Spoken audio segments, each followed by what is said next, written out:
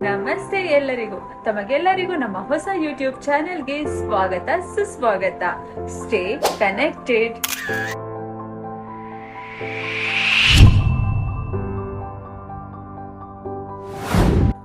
So ಇವತ್ತಿನ video E learning ಬಗ್ಗೆ ಆಗಿರ್ತದೆ. ಸ್ವತಃ ನಾವೇ PF ಸೈಟ್ ಅಲ್ಲಿ ಎಕ್ಸಿಟ್ ಡೇಟ್ ನ ಹೇಗೆ ಅಪ್ಡೇಟ್ ಮಾಡಬಹುದು, ಅದು ಕೂಡ ಮನೆಯಲ್ಲಿ ಕುತ್ಕೊಂಡು 5 ನಿಮಿಷದಲ್ಲಿ ಹೇಗೆ ಇದನ್ನ ಅಪ್ಡೇಟ್ ಮಾಡಬಹುದು ಅಂತ ನೋಡೋಣ ಬನ್ನಿ. ಸೊ ಮೊದಲನೆಯದಾಗಿ ನಾವು ಈ ಎಕ್ಸಿಟ್ ಡೇಟ್ ನ PFO ಸೈಟ್ ಅಲ್ಲಿ ಎಕ್ಸಿಟ್ ಡೇಟ್ ನ ಯಾಕೆ ಅಪ್ಡೇಟ್ ಮಾಡಬೇಕು, ಯಾಕೆ ಇದು ತುಂಬಾ ಅಗತ್ಯವಾಗಿ ಬೇಕಾಗಿರುವಂತದ್ದು ಅಂತ ನೋಡಿಕೊಳ್ಳುವ. ಸೊ ನಾವೀಗ ಒಂದು ಕೆಲಸಕ್ಕೆ ಜಾಯಿನ್ ಆದಾಗ ಅಲ್ಲಿ ನಮ್ಗೆ PF ಅಕೌಂಟ್ ನ ಓಪನ್ ಮಾಡ್ತಾರೆ. ಸೊ UAN ನಂಬರ್ ನಮ್ಗೆ ಸಿಗುತ್ತೆ. ಸೊ ನಾವು ಕಂಪನಿ ಟು ಕಂಪನಿ ಚೇಂಜ್ ಮಾಡಿದಾಗ UAN ನಂಬರ್ ಅಲ್ಲಿ ಯಾವುದೇ ಬದಲಾವಣೆ ಆಗುವುದಿಲ್ಲ. ಆದರೆ ಮೆಂಬರ್ ID ಅನ್ನೋದು ನಮಗೆ ಸಿಕ್ಕಿದಾಗ ಅದು ಕಂಪನಿ ಟು ಕಂಪನಿ ಚೇಂಜಸ್ ಆಗ್ತಾ ಹೋಗುತ್ತೆ.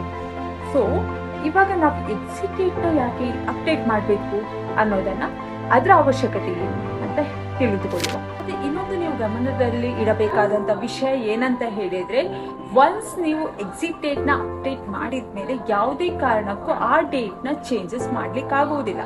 ಸೊ ಕ್ರಾಸ್ ವೆರಿಫೈ ಮಾಡಿಕೊಂಡು ನೀವು ಎಕ್ಸಿಟ್ ಡೇಟ್ ನ ಅಪ್ಡೇಟ್ ಮಾಡುವುದು ತುಂಬಾ ಉಪಯುಕ್ತವಾಗಿದೆ. PFO ಸೈಟ್ ಅಲ್ಲಿ ಎಕ್ಸಿಟ್ ಅಥವಾ ಯಾವುದೇ ಇಂತಹ ಸೈಟ್ ಗಳನ್ನ ಯೂಸ್ ಮಾಡುವ ಮುಂಚೆ ನಾವು ಒಂದು ತಲೆಯಲ್ಲಿ ಇಟ್ಕೊಳ್ಬೇಕು ಅಂತ ಹೇಳಿದ್ರೆ, ಈ ಸೈಟ್ ಗಳನ್ನೆಲ್ಲ ಓಪನ್ ಮಾಡುವಾಗ ಅಲ್ಲಿ ತುಂಬಾ ನಮಗೆ ಸೈಟ್ ಗಳು ಅವೈಲೇಬಲ್ ಇರ್ತದೆ. ಬಟ್ ನಾವು ಯಾವತ್ತೂ ಕೂಡ ಅಫಿಷಿಯಲ್ ಸೈಟ್ ನೇ ಕನ್ಫರ್ಮ್ ಮಾಡಿ ಡಬಲ್ ಕ್ರಾಸ್ ಮಾಡಿ ಅಫಿಷಿಯಲ್ ಸೈಟ್ ಅನ್ನೇ ಯೂಸ್ ಮಾಡಬೇಕಾಗತ್ತೆ. ಸೊ ನಮ್ಮ ಕಾನ್ಫಿಡೆನ್ಷಿಯಲ್ ಎಲ್ಲ ಡಾಕ್ಯುಮೆಂಟ್ಸ್ ನಾವು ಅದರಲ್ಲಿ ಕೊಡೋದ್ರಿಂದ ಯಾವುದೇ ಫ್ರಾಡ್ಗಳಾಗಬಾರ್ದು, ಸ್ಕ್ಯಾಮ್ಗಳಾಗಬಾರ್ದು ಅನ್ನೋ ರೀಸನ್ಗೋಸ್ಕರ ನಾವು ಯಾವತ್ತೂ ಕೂಡ ಅಫಿಷಿಯಲ್ ಸೈಟ್ ನ ಯೂಸ್ ಮಾಡಬೇಕಾಗತ್ತೆ. ಸೊ ಈ ಒಂದು ಆಪ್ಷನ್ ನ ಈ PFO ದವರು ನಮಗೆ ಅಂದ್ರೆ ಫಾರ್ ಎಂಪ್ಲಾಯರ್ಸ್ಗೆ ಕೊಟ್ಟಿರ್ತಾರೆ. ಈ ಆಪ್ಷನ್ ನ ನಮಗೆ ಕೊಟ್ಟಿರೋ ಕಾರಣ ನಾವು ಅಲ್ಲಿ HR ಗೆ ಸಬ್ಮಿಟ್ ಮಾಡಿ ಅಷ್ಟರ ವೆಯ್ಟ್ ಮಾಡಬೇಕು ಅಂತ ಇದ್ರಲ್ಲ. ಸೊ ಈ ಆಪ್ಷನ್ ನ ಯೂಸ್ ಮಾಡಿಕೊಂಡು ಸ್ವತಃ ನಾವೇ ಅದನ್ನ ಹೇಗೆ ಅಪ್ಡೇಟ್ ಮಾಡೋದು ಅಂಡ್ ಇದರ ಉಪಯೋಗಗಳನ್ನು ಪಡೆದುಕೊಳ್ಳುವ ಬನ್ನಿ. ಸೊ ಮೊದಲಿಗೆ ನಾವು ಗೂಗಲ್ ಅಥವಾ ಕ್ರೋಮ್ ಅಲ್ಲಿ EPFO ಇದನ್ನ ಸರ್ಚ್ ಮಾಡಿಕೊಂಡು ಅದರ ಅಫಿಷಿಯಲ್ ಸೈಟ್ ಸೆಲೆಕ್ಟ್ ಮಾಡಬೇಕಾಗತ್ತೆ.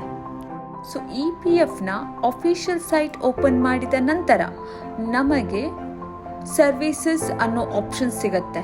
ಸೊ ಅದರಲ್ಲಿ ನಾವು ಫಾರ್ ಎಂಪ್ಲಾಯೀಸ್ ಅನ್ನೋದನ್ನ ಸೆಲೆಕ್ಟ್ ಮಾಡಬೇಕು. ಅದಾದ ನಂತರ ಮೆಂಬರ್ UAN ಆನ್ಲೈನ್ ಅನ್ನೋದಿರುತ್ತೆ, ಅದನ್ನು ನಾವು ಸೆಲೆಕ್ಟ್ ಮಾಡಬೇಕಾಗಿರುತ್ತೆ. ಮೆಂಬರ್ UAN ಸೆಲೆಕ್ಟ್ ಮಾಡಿಕೊಂಡ ನಂತರ ಸೇಮ್ ನಾವು ಹೇಳಿದ್ವಲ್ಲ, ಅವರು ಕೂಡ ಒಂದು ನೋಟಿಫಿಕೇಶನ್ನ ಡಿಸ್ಪ್ಲೇ ಮಾಡ್ತಾರೆ. ಯಾವುದೇ ಕಾರಣಕ್ಕೂ ನಿಮ್ಮ ಡಾಕ್ಯುಮೆಂಟ್ಸ್ ಕೊಡುವಾಗ ಜಾಗರೂಕರಾಗಿರಿ ಅಂತ. ಸೊ ಅದನ್ನು ನಾವು ಓಕೆ ಅಂತ ಕ್ಲಿಕ್ ಮಾಡಿದ ನಂತರ ನಮ್ಮ ಕೆಲವು ಮಾಹಿತಿಗಳನ್ನು ಇಲ್ಲಿ ಕೊಡಬೇಕಾಗತ್ತೆ. ದಟ್ ಈಸ್ UAN, ಪಾಸ್ವರ್ಡ್ ಮತ್ತು ಕ್ಯಾಪ್ಚರ್ನ ನಾವು ಎಂಟ್ರಿ ಮಾಡಬೇಕಾಗತ್ತೆ. ಮಾಡಿಕೊಂಡು ಸೈನ್ ಇನ್ ಮಾಡಬೇಕಾಗತ್ತೆ. ಸೈನ್ ಇನ್ ಮಾಡಿದ ನಂತರ ನಮಗೆ ರಿಜಿಸ್ಟರ್ಡ್ ಮೊಬೈಲ್ ನಂಬರ್ಗೆ OTP ಬರ್ತದೆ. ಅದನ್ನು ನಾವಿಲ್ಲಿ ಎಂಟ್ರಿ ಮಾಡಬೇಕಾಗ್ತದೆ. ಮಾಡಿದ ನಂತರ ಅಗೇನ್ ನಾವು ಕ್ಯಾಪ್ಚಾನ ಎಂಟರ್ ಮಾಡಬೇಕಾಗತ್ತೆ. ಎಲ್ಲ ಮಾಹಿತಿಗಳನ್ನು ಕೊಟ್ಟ ನಂತರ ನಮಗೆ ಸ್ಕ್ರೀನಲ್ಲಿ ಕೆಲವೊಂದು ಆಪ್ಷನ್ಸ್ಗಳು ಕಾಣಿಸ್ತದೆ. ಅದರಲ್ಲಿ ನಾವು ಥರ್ಡ್ ಆಪ್ಷನ್ನ ಸೆಲೆಕ್ಟ್ ಮಾಡಬೇಕು. ಅದು ಬಂದು ಮ್ಯಾನೇಜ್. ಆ ಮ್ಯಾನೇಜ್ ಆಪ್ಷನ್ನ ಸೆಲೆಕ್ಟ್ ಮಾಡಿದ ನಂತರ ಅದರಲ್ಲಿ ಲಾಸ್ಟ್ ಆಪ್ಷನ್ಸ್ ಮಾರ್ಕ್ ಎಕ್ಸಿಟ್ ಆಗಿರುತ್ತೆ.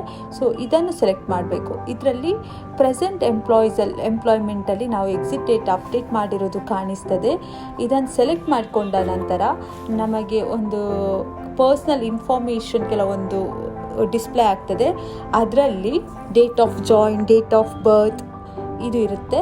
ಸೊ ಸೆಕೆಂಡ್ ರಾ ಅಲ್ಲಿ ಸೆಲೆಕ್ಟ್ ಡೇಟ್ ಆಫ್ ಎಕ್ಸಿಟ್ ಅಂತ ಇರ್ತದೆ. ದಯವಿಟ್ಟು ಗಮನಿಸಿ, ಈ ಡೇಟ್ನ ಸೆಲೆಕ್ಟ್ ಮಾಡುವ ಮುಂಚೆ ಎಲ್ಲ ಡಾಕ್ಯುಮೆಂಟ್ಸಿಗೂ ಇದು ಮ್ಯಾಚ್ ಆಗ್ತದಾ ಅಂತ ಚೆಕ್ ಮಾಡಿಕೊಂಡು ಡಬಲ್ ಕ್ರಾಸ್ ಚೆಕ್ ಮಾಡಿಕೊಂಡು ನಾವು ಇದನ್ನು ಅಪ್ಡೇಟ್ ಮಾಡಬೇಕಾಗತ್ತೆ. ಯಾಕಂತ ಹೇಳಿದರೆ ಒಮ್ಮೆ ಅಪ್ಡೇಟ್ ಆದ ಎಕ್ಸಿಟ್ ಡೇಟ್ ಯಾವುದೇ ಕಾರಣಕ್ಕೂ ಚೇಂಜ್ ಮಾಡಲಿಕ್ಕೆ ಆಗುವುದಿಲ್ಲ. ಇದರಲ್ಲಿ ಎಕ್ಸಿಟ್ ಡೇಟ್ ಅಲ್ಲಿ ಹಾಕಿದ ನಂತರ ಪುನಃ ಅವರು ಕ್ರಾಸ್ ಕನ್ಫರ್ಮೇಷನ್ ಮಾಡ್ತಾರೆ, ರೀಸೆಲೆಕ್ಟ್ ಮಾಡಬೇಕಾಗತ್ತೆ. ನಾವು ಡೇಟ್ ಆಫ್ ಎಕ್ಸಿಟ್ನ ಸೆಲೆಕ್ಟ್ ಮಾಡಿಕೊಂಡ ನಂತರ ಅಗೇನ್ ಅದರಲ್ಲಿ ರೀಸನ್ಸ್ ಕೇಳ್ತಾರೆ. ಪ್ರಾಪರ್ ರೀಸನ್ನ ನಾವು ಇದರಲ್ಲಿ ಸೆಲೆಕ್ಟ್ ಮಾಡಿಕೊಂಡು ನೆಕ್ಸ್ಟ್ ನಾವು ಕನ್ಸೆಂಟ್ ಕೊಟ್ಟು OTPಗೆ ರಿಕ್ವೆಸ್ಟ್ ಮಾಡಬೇಕಾಗತ್ತೆ. ಒನ್ಸ್ OTP ರಿಸೀವ್ ಆದ ನಂತರ ಕನ್ಫರ್ಮೇಷನ್ ಕೇಳ್ತಾರೆ ಅವರು. ಕನ್ಫರ್ಮೇಷನ್ನ ನಾವು ಕೊಟ್ಟ ನಂತರ ನಮ್ಮ ಎಕ್ಸಿಟ್ ಡೇಟಾ ಸಕ್ಸಸ್ಫುಲಿ ಅಪ್ಡೇಟ್ ಆಗುತ್ತೆ.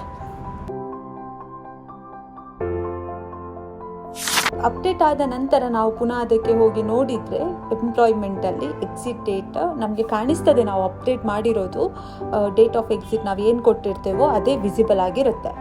ನೋಡಿದ್ರಲ್ಲ ವೀಕ್ಷಕರೇ, ಇವತ್ತಿನ ವಿಡಿಯೋದಲ್ಲಿ ನಾವು PF ವೆಬ್ಸೈಟಲ್ಲಿ ಎಕ್ಸಿಟ್ ಡೇಟ್ನ 5 ಮಿನಿಟ್ಸಲ್ಲಿ ಮನೆಯಲ್ಲೇ ಕೂತ್ಕೊಂಡು ಹೇಗೆ ಅಪ್ಡೇಟ್ ಮಾಡೋದು ಅನ್ನೋದನ್ನ ತಿಳಿದುಕೊಂಡ್ವಿ. ಮುಂಬರುವ ಎಲ್ಲ ವಿಡಿಯೋಗಳಿಗೋಸ್ಕರ ನಮ್ಮ ಚಾನೆಲ್ನ ಸಬ್ಸ್ಕ್ರೈಬ್ ಮಾಡಲು ಮರೆಯದಿರಿ. ಹಾಗೂ ನಿಮ್ಮ ಪ್ರೋತ್ಸಾಹದೊಂದಿಗೆ ಮತ್ತೆ ಭೇಟಿಯಾಗೋಣ. ಧನ್ಯವಾದಗಳು.